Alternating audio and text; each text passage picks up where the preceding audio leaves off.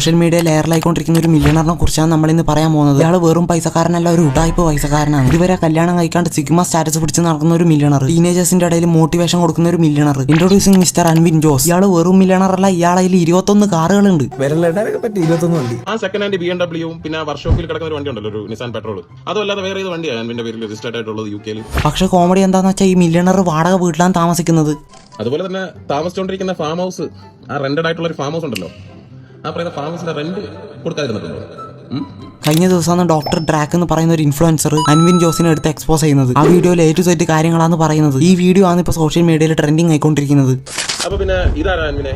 പക്ഷേ ആ കുട്ടിയുടെ ഡിപെൻഡന്റ് വിസയിലല്ലേ അൻവിൻ എന്ന് പറയുന്ന വ്യക്തി UK-ൽ നിന്നോണ്ടിരുന്നത്? ശരിക്കും ഇയാളെ കല്യാണം കഴിഞ്ഞതാണ്. ഇന്റർവ്യൂവിൽ മറ്റടുത്ത് വന്നിട്ട് പറയും ഞാൻ ഇതുവരെ കല്യാണം കഴിച്ചിട്ടില്ലാന്ന്.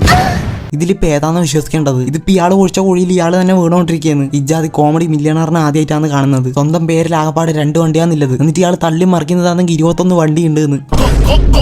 കയ്യിൽ എണ്ണാൻ പറ്റാത്ത വണ്ടിയുണ്ട്. കുഞ്ഞു പിള്ളേർ പോലും ഇങ്ങനെയൊന്നും തള്ളി മറിക്കൂല.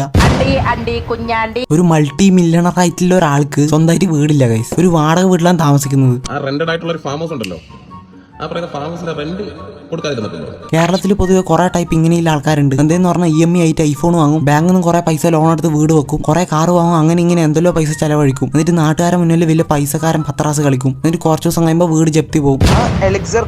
UK-ൽ പോയി വലിയ പൈസക്കാരനാന്ന് പറഞ്ഞാൽ ഇവിടുത്തെ ആൾക്കാരൊന്നും ഒന്നും അറിയില്ലല്ലോ. ഇജാതി ഉടായ്പ കളിച്ച് ഇയാക്കാണെങ്കിൽ എത്ര ഇന്റർവ്യൂസ് ആണ് കിട്ടിയത്.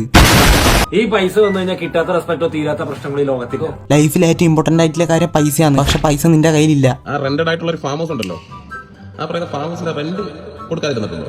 ആദ്യം നീ പൈസ ഉണ്ടാക്കണം, എന്നിട്ട് നാട്ടുകാരോട് പറയും ഈ ഇരുന്ന് കൊണയടിക്കുന്നവനാണെങ്കിൽ ഒരു വാടക വീട്ടിലാണ് താമസിക്കുന്നത്, ഒരു പിച്ചക്കാരനാണ് നാട്ടുകാർക്ക് മോട്ടിവേഷൻ കൊടുക്കുന്നത്. ഈ പൈസ വന്നു കഴിഞ്ഞാൽ കിട്ടാത്ത റെസ്പെക്റ്റോ തീരാത്ത പ്രശ്നങ്ങൾ ഈ ലോകത്തിക്കോ. ഈ പറഞ്ഞ സാധനം കൊടുത്തു തന്നെയാണ് നീ കേരളത്തിൽ ഇത്രയും ഫെയിം ഉണ്ടാക്കിയെടുത്തത്. ഇത്രയും ഇന്റർവ്യൂസ് നിനക്ക് കിട്ടിയത് അതുകൊണ്ട് തന്നെയാണ്. കയ്യിൽ എണ്ണാൻ പറ്റാത്ത വണ്ടിയുണ്ട്. എന്നാ പിന്നെ ആ വണ്ടി എണ്ണാണ്ടിരിക്കുന്നതായിരിക്കും നല്ലത്.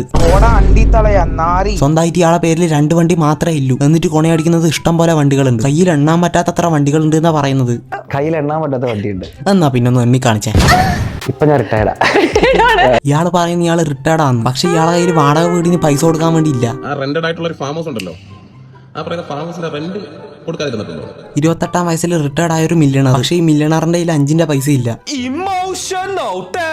എത്ര ബിസിനസ് ചെയ്ത് പാളിയിട്ടില്ല. ഇതുവരെ ഒരു ബിസിനസ്സും ചെയ്ത് പാളിയിട്ടില്ല. ആൾക്കാരെ പറ്റിക്കുന്നതിന് എങ്ങനെ ബിസിനസ് എന്ന് പറയാൻ പറ്റില്ല. കയ്യിൽ 5 പൈസ ഇല്ല, എന്നിട്ട് സ്വയം വലിയ പൈസക്കാരനൊന്നും പറഞ്ഞിട്ടാണ് നടക്കുന്നത്. ഇയാളെ ഈ ലോക തള്ളുകേട്ട് എത്രയും ഇന്റർവ്യൂസ് ഇയാൾക്ക് കിട്ടിയിട്ടുണ്ട്. പൈസ ഉണ്ടാക്കണമെന്നും പറഞ്ഞ് ഇയാൾ കുറെ ടീനേജേഴ്സിനെ മോട്ടിവേറ്റ് ചെയ്തിട്ടുണ്ട്. പക്ഷേ ഇയാളെ മോട്ടിവേഷൻ കേട്ട് മിണ്ടാണ്ടിരിക്കുന്നതായിരിക്കും നല്ലത്.